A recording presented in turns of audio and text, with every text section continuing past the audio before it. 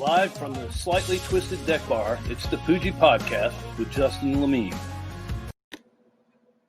The Poojie Podcast is proudly sponsored by Cimarron Golf Club, located in Jacksonville, Florida, off County Road 210, just west of St. John's Parkway.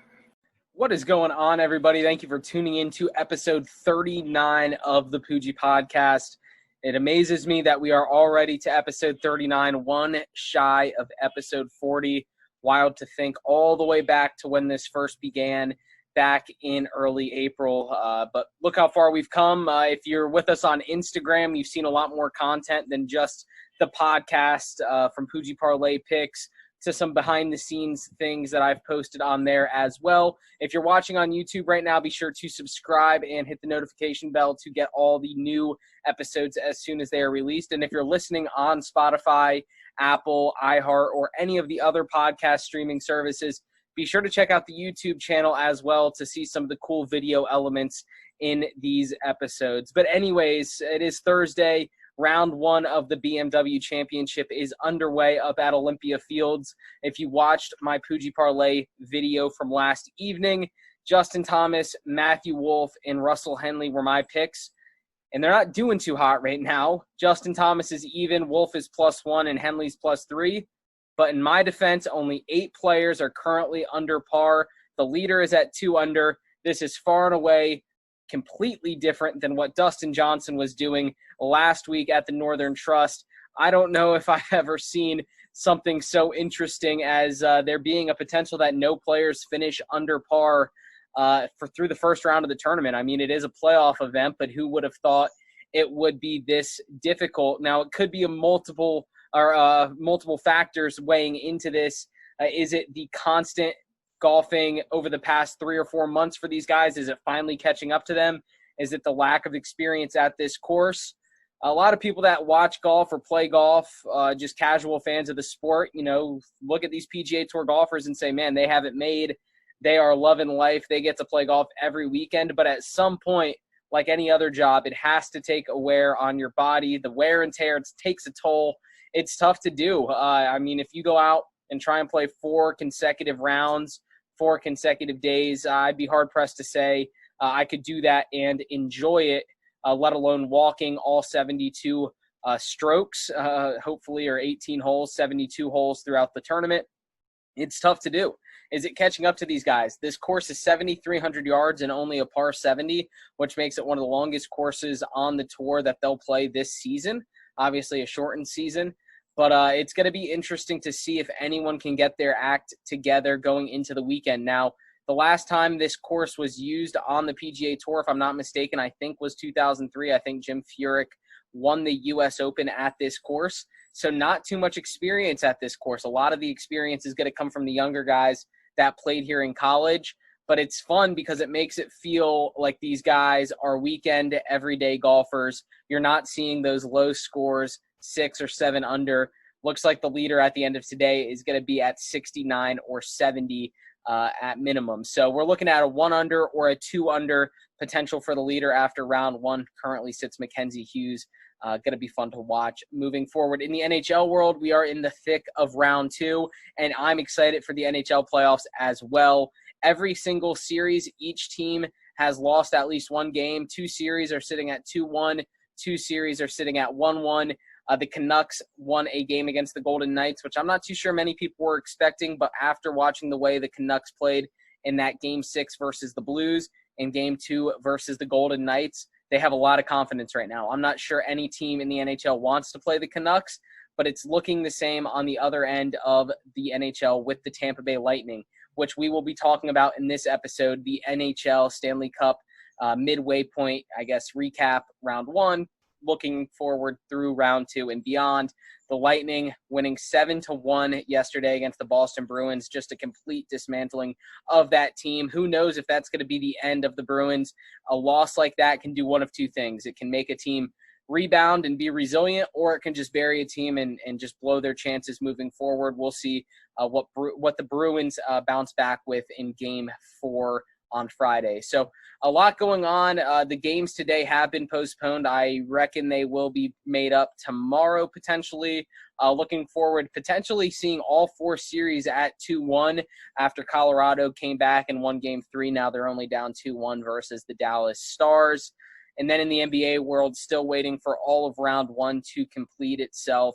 Milwaukee Bucks are the only team left in the East, I believe, that have to finish up. And then in the West, still, I think, two matchups still to be completed. So golf going on, NHL going on, NBA going on. In 2 weeks from tonight, the NFL will be starting with Game 1, Week 1 on Thursday Night Football. We have the Chiefs versus the Texans. So be on the lookout for the NFL preview, NFL season preview, the Jaguar season preview. As you can see, I'm wearing my teal here. And maybe even some fantasy football talk as well. So a lot to look forward to coming up. But for right now, here's what you need to look forward to. Durg is back. Vinny from the PowerPlay podcast is back. And we're going to be talking some NHL playoff hockey and just some fun conversations. And Durg made a very bold prediction when we recorded this 3 days ago. And time to see if his prediction came to fruition in this episode. So be sure to stick around for PoojieParlay following the episode. But for now, sit back and enjoy. What is going on, everybody? A little evening edition of the Poojie podcast. As you can see, very dark out here at the Slightly Twisted Deck Bar, but excited to get this episode recorded. Behind me, I do have the New York Islanders playing the Philadelphia Flyers. So my apologies to anybody that watches strictly just to see what's on behind me. You're not going to be able to see. The ice is glaring too much for the camera to pick up, so I apologize. Anyways, I know I did the Back to Hockey episode a few weeks ago, and very excited to have a few friends of mine back on to record this now that we are into round 2 of the Stanley Cup playoffs, and it's been pretty fun so far. Kind of chalky in the first round, but we'll get to that here in a second. But I do want to welcome on Durg and Vinny onto the podcast. Thanks for being here, guys. Thanks for having us. For sure. Yeah, man. Great to be back. For sure. And Vinny, I know when we last spoke in the last episode, you were talking about PowerPlay podcast, which you do strictly hockey-based. How's that been going for you now that we've been back to hockey? It's such a relief, man. It is such a relief being able to talk about actual live hockey and being able to fill each segment with real live hockey, and it's just so much fun to be back. Yeah, for me in general, it's great just to have live sports on left and right. Gives me more content. I know for you, talking strictly hockey, it's got to be great. And Durg, for you, I've been following on Twitter. You've had some good tweets coming out about the NHL playoffs and everything. I can sense the excitement from you that hockey is officially back and we're deep into the playoffs. Yeah, man, it's been great. First couple of weeks, we were just watching nonstop hockey all day long. Got to watch my Bolts finally get back to some action and see them play. So that was great. And while I have you here talking about the Lightning, we do have to kick it off. I knew you'd have the Lightning jersey hanging up, the Durg 65. I had to rep my Vancouver Canucks, the West Coast brethren over there in Canada. Just give them some love on the show. What have you seen from the Lightning so far in the first round, avenging that sweep from CBJ last year, and I guess in the first game here in the second round of the playoffs? Yeah, I mean, it was good to see them back. It didn't look like they really lost their stride at all. We saw, the same high-powered offense. We saw Braden Point doing his thing as he normally does. It'd be great to see Stamkos back. We got to see, Hedman kind of dummy us with a little injury there. Decided he was good for game 1, and yeah, it didn't look like we missed a beat, so it was good. Yeah, Point was definitely the bright spot there, and that fifth game that they ended up clinching in the first round was looking miserable up until about 7 minutes left in the third period. Ended up getting 2 goals there in the last 7 minutes, and one in the first period, or one of the first few periods of overtime. I will say the only thing I've seen is the power play hasn't necessarily been there, likely because I think they've missed Stamkos a little bit there. We'll see if they can get him back here soon. I know he was a topic we talked about in the previous episode. And Vinny, for you, I know your Rangers got swept in the qualifying rounds 4-0 to the Carolina Hurricanes, a team that then went down in 5 games to the Bruins. So for you, just as a general hockey fan, what have you seen so far in the playoffs since round one has begun? I've loved every minute of it, man. We've been having hockey on all day. It's been fantastic. I think we're still seeing that same type of passion from all the teams, and even though there's no fans there in attendance, I think it's still just as passionate as just the normal playoffs, and it's just a lot of fun hockey, and being able to have it on all day long it's just a real treat. Yeah, and I think it's interesting because I think some of those lower seeds maybe buy into the fact that they might have a better chance because there isn't that home ice advantage, and there's not that travel either. You know, that's got to be nice for these players, something noticeable that they don't need to travel cross country to their next stop after game 2 or after game 4 and so on. They're able to relax, and I think one of the biggest things I've seen on social media has been the players have gotten a lot more opportunity to bond during this experience when typically it's go, go, go, go, go until the end. And now it seems like the players are having a lot more fun.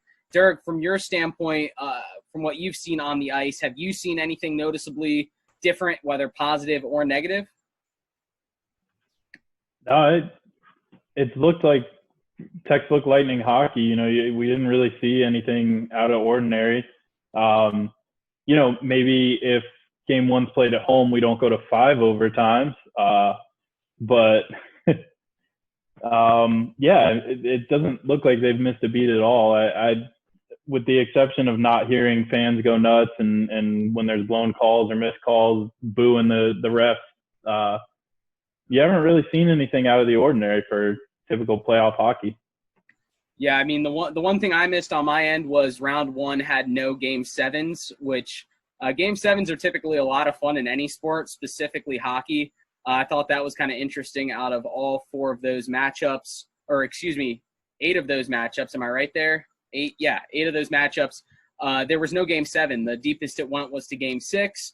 So it was kind of interesting there. We saw the Colorado Avalanche really separate themselves and make the Coyotes look like they were playing football and not knowing how to score touchdowns. I think the Avalanche scored 7 goals in back-to-back games, which is pretty impressive. Only 2 upsets in the first round. The Islanders upsetting the Capitals, and then on the other side, we had the Canucks winning over the reigning champions, the Blues. Now, Vinny, in your opinion, out of those 2 teams, the Canucks or the Islanders, which team has the best opportunity to make the longer run in the playoffs? I think it's the Islanders. Unfortunately, the Canucks they're running into a very good team in the West in the Vegas Golden Knights. So it's going to be a little bit tougher. But I think the Islanders have what it takes right now. They've got Barry Trotz, who is an experienced head coach who just won the Stanley Cup with the Washington Capitals 2 years ago. And they just play that rough and tough style that all the players have bought into, and they're just committed to just playing for one another and winning hockey games. Yeah, that was interesting to see Barry Trotz on the other end of the Capitals series. I know he would have liked to complete the sweep there. That would have been kind of sweet victory for him. Was it interesting when he got, let go from the Capitals? They had just won the Stanley Cup. What was going on there? Do you have any thoughts on that when he got let go a few seasons ago? Yeah, it definitely came as a surprise to a lot of hockey fans. The Washington Capitals are kind of known as that team that doesn't like to pay coaches a lot of money. And we saw there Barry Trotz, now a Stanley Cup champion at that point, obviously wants a little bump in pay, and they just weren't ready to give it to him. And then you saw the guy who followed him up, Todd Reirden, just get fired right there. But he was a first-time head coach, and that's kind of what they were known to do at that point, is kind of hire those coaches that either have something to prove or don't cost that much money. And, well, that's what happens. You get bounced in the first round to an Islanders team who has paid their coach what he deserves, and that's what you get. Yeah, and I think the Capitals got bounced in the first round back-to-back years, so definitely for a team that has, Ovechkin and Holtby, of course, a former goalie of the year, award winner. Like, you have that type of talent, you expect to go further, so it's kind of weird to see them get bounced in the first round. Durg, from your standpoint, this episode is going to be released on Thursday. So between now and Thursday, there's going to be 2 Lightning games. The Boston Bruins are currently up 1-0 in the series after a 3-2 victory last night. Lightning tried to make it close in the third. What's your prediction for these next 2 games? And when people watch this on Thursday, what's the series going to be at? putting me on the spot with a little prediction there. I think that we played pretty well in the first game. Obviously we got beat 3-2, but I don't think that it was an uncharacteristic game for us. Hopefully we get back to scoring more, finishing our chances. I think we led in shots and everything. So hopefully it's going to be 2-1, and we're looking at a completely different series. Boston's always tough. We always play them super physical. They always play us super physical, and you got guys like Brad Marchand getting in everyone's face, and you got our fourth line is mixing it up with them pretty well. So hopefully you see a 2-1 series after this. That'll be my prediction, 2-1 Lightning. Yeah, the Bruins, they just have that championship pedigree. I was really hoping to avoid them in this round, just knowing what they're capable of doing. And now we're seeing what they're capable of doing. But the Lightning have shown spurts of excellence on the other end. I think for any general hockey fan, this has to be the most exciting matchup in the second round. Vinny, would you say that's pretty accurate, or is there another matchup you kind of have your eye on right now? Yeah, no, this is definitely the series that everyone's tuning into. Everyone's predicting this one to go seven games from what I've heard. And, I mean, it's definitely going to be a great series. I mean, Boston, they play that rough and tough style of play, get in your face, grind it out. And that's just so much fun to watch. And, I mean, then you have the star power in Tampa that definitely brings eyes to the game. And, I mean, it's a great series to watch. The only thing I have to say, though, about the Tampa Bay Lightning, though, they have to get off to a faster start. Maybe it's the lack of fans being in attendance or something like that, and not being able to get up at puck drop. That is their biggest downfall moving forward. And I think that is obviously we saw in their last series where it did take them an overtime to finish off games and then come back. And they were down 3-0 last night and then ended up coming back in a 3-2 loss. Got to come out faster, got to come out stronger, and that's their key to success. Durg, anything on that coming off of Vinny's point about the Lightning and their starts? No, I agree. You saw the games that we won against Columbus. We had that fast start. You can't take periods off. There was a game against Columbus where we just looked absolutely awful. It was the second period, I believe, of the last game. We ended up coming back and finishing that one off in overtime. But yeah, got to get off to a fast start and get goals on the board early to relieve Vasilevsky of some of his duties. Yeah, I agree. Fast starts are key in hockey, among the other hockey cliches that we all know and love. But fast starts are obviously important. Now, I do want to ask, I don't know if you guys saw this on Twitter circulating maybe a week or two ago. A guy, a 5-leg parlay, put $40 down, I guess back in, I think last September, predicting 5 championships out of the 5 major sports, including the NCAA football. One of those predictions was the Dallas Stars to win the NHL Stanley Cup Finals. If the ticket hits and the Rockets win in the NBA and the Stars win in the NHL, the ticket collects $432,000. What are the chances that the Stars win this Stanley Cup playoffs? Vinny, if you could answer that for me. Before the playoffs started, and if Ben Bishop was in net, I would say that is very likely. Like I said before, with Vancouver getting the unfavorable matchup against Vegas, Dallas drew the hottest team in the playoffs, the Colorado Avalanche, and it doesn't look too great. I mean, their backup goalie, who's now playing in relief of Ben Bishop, Anton Khudobin, he's been playing well, but it's still the Colorado Avalanche, and there's a lot of firepower. I will say, though, my brother on my show did predict the Dallas Stars and the Philadelphia Flyers in the Stanley Cup Finals, with the Dallas Stars taking the Stanley Cup. So I might have to get back to him and see what he thinks now. Yeah, the Avalanche were one of my favorite teams going into the playoffs. I actually predicted them versus the Lightning in the finals, and seeing those victories over the Coyotes kind of helped reassure me that I might be correct. But then Dallas wins game 1 of round 2, and game 2 is tonight following this interview. Game 2 is coming up. So I guess we'll see what happens. Maybe that guy put some good juju into the universe, and the Dallas Stars might win this thing. And the Houston Rockets just blew a lead in the fourth quarter to lose to OKC. So who knows, but I'm excited about that. Durg, we'll finish up with this. I know you're a Lightning fan. I know every ounce of you wants to pick them to the finals. I do as well. What is your prediction right now coming out of the East and coming out of the West for the Stanley Cup Finals? As Vinny alluded to earlier, I think the West is definitely probably going to be the Golden Knights. They've looked amazing this whole playoff. I'd say they probably are the hot team to come out of the West. I want to say Tampa for the East.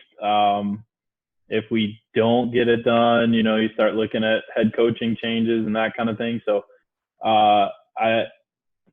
these guys are going to have to start getting paid soon. So I really want to say the Lightning. They're playing with a little chip on their shoulder, I would hope. I got to be a Lightning homer. I'll say the Lightning. Lightning and Knights.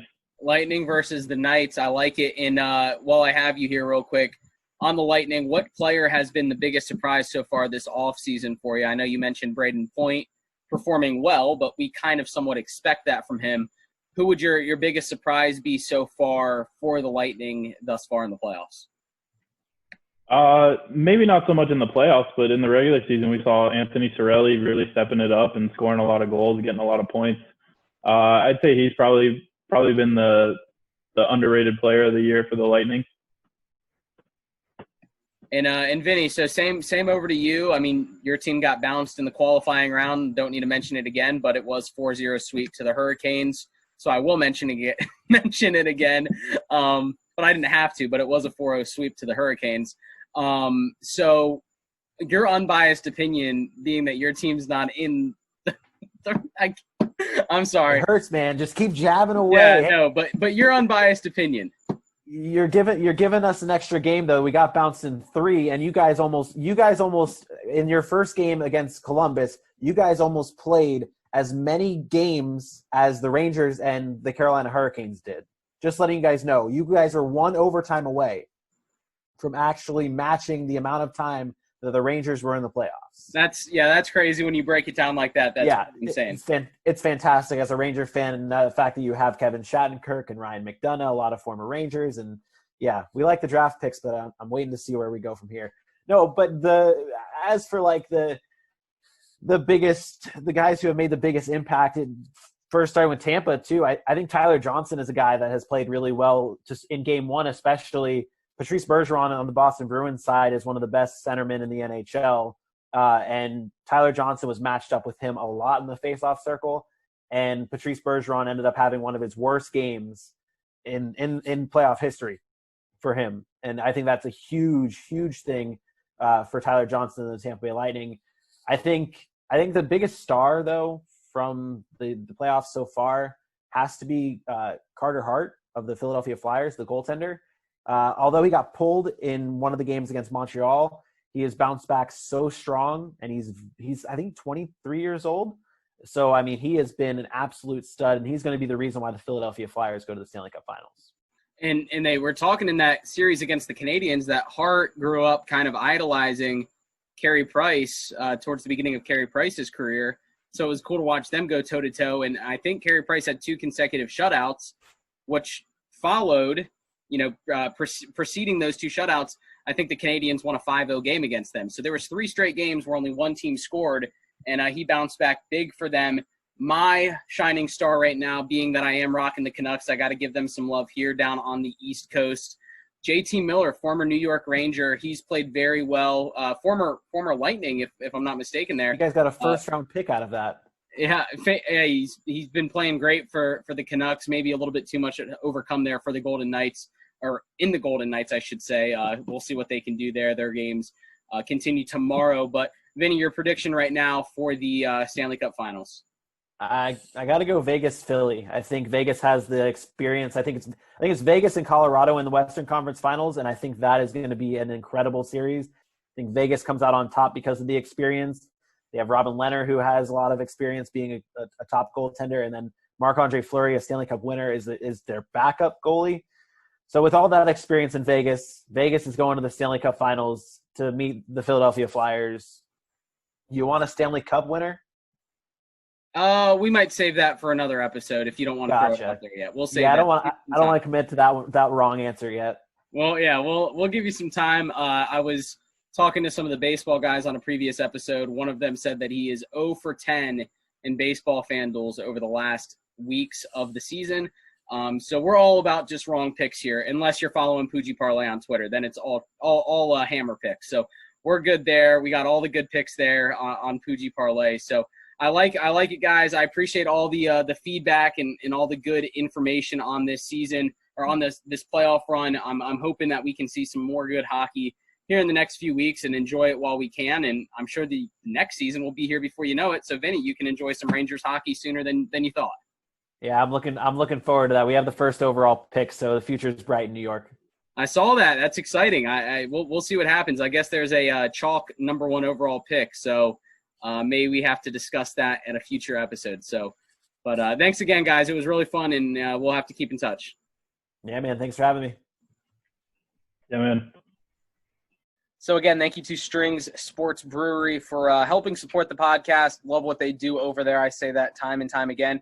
But also thank you to Cimarron Golf Club in general just for their support of the podcast. They do a great job over there at that golf course. Beautiful course. They've done great things. The greens have bounced back nicely after some aeration a few weeks ago. So looks great over there. Really nice course. Definitely get out to play it. But it is time for PoojieParlay picks presented by Shores Pub Mandarin. And I know I was talking about the PGA Tour before that podcast episode aired. But as you saw last night, Justin Thomas, Matthew Wolff, and Russell Henley were the 3 picks that I took. When I do those picks for PoojieParlay, I try to make them blanket picks. And what I mean by that is, will I be betting those guys? More than likely. Did I take Russell Henley for a top 20? Yes. Did I take Matthew Wolff for a top 10? Yes. Did I take Justin Thomas for a win? Yes. Did I sprinkle some other prop bets? Of course. Why wouldn't you? You got to sprinkle. It's like a candy shop. Like you're at the ice cream parlor. You got to sprinkle some money everywhere, and you're going to hit. But you got to find those confident bets, and you got to place the large units there. That's what those guys are, and they also play into daily fantasy as well, specifically FanDuel. So not only are those picks that I'm looking at to perform well as far as the sports books go, those are guys that I'm looking at on FanDuel as well. I just wanted to clarify that. I've had a lot of questions of people asking me, are those daily fantasy picks or are those betting picks? They're a little bit of both. I do have other things in my back pocket that I always keep to myself for my own betting pleasure, I guess, as far as golf goes and NASCAR goes and things like that. But the PGA Tour is wild right now. We'll see how it finishes up tonight, and there will be a recap video coming on Monday or Tuesday for sure. Got an exciting guest lined up for next week leading into the Tour Championship. But we do have NASCAR as well coming up this weekend, the final race heading into the playoffs at Daytona. Daytona Coke Zero Sugar 400. I think I got that right. The 3rd Daytona race this season, 500 back in February, the road course just a few weeks ago, and now we have the 400, which is going to be an exciting race. The 400 used to be July 4th weekend. Obviously, it's now moved, so this has been one of the few things on the schedule that has remained in place considering COVID-19 has happened. But anyways, looking forward to it. There's a lot of guys fighting for points, battling to get into the playoffs. Jimmy Johnson's up there. William Byron's up there. A lot of guys battling. So going to be bringing you a PoojieParlay Picks NASCAR edition coming up on Friday, being that the race is on Saturday. But a lot of guys like this track, and I'm excited. I'm excited for those accidents. I'm excited for those wrecks, that battling, the 4 wide into the turns. There's a lot to look forward to in this race, especially with all these guys battling to make it into the playoffs. Are there some guys that are already in the playoffs? Yes, but I think a lot of these guys want to just win the race. So it's going to be fun. NHL is doing well. Hit on the Lightning money line last night, which was nice. Also hit on Colorado, got them at a cheap price, being that they were down 2-0 to Dallas. So that was nice. Was 2-0 yesterday. Haven't touched basketball, but I will say, and for my basketball panel out there, you'll be happy to know I've been watching a lot of the basketball, and I look forward to getting with you guys for round 2 of the basketball, round 2 playoffs outlook to the finals. So for now, thanks for checking out PoojieParlay presented by Shores Pub Mandarin and this episode. Again, episode 39. Be sure to subscribe on YouTube to check out the videos.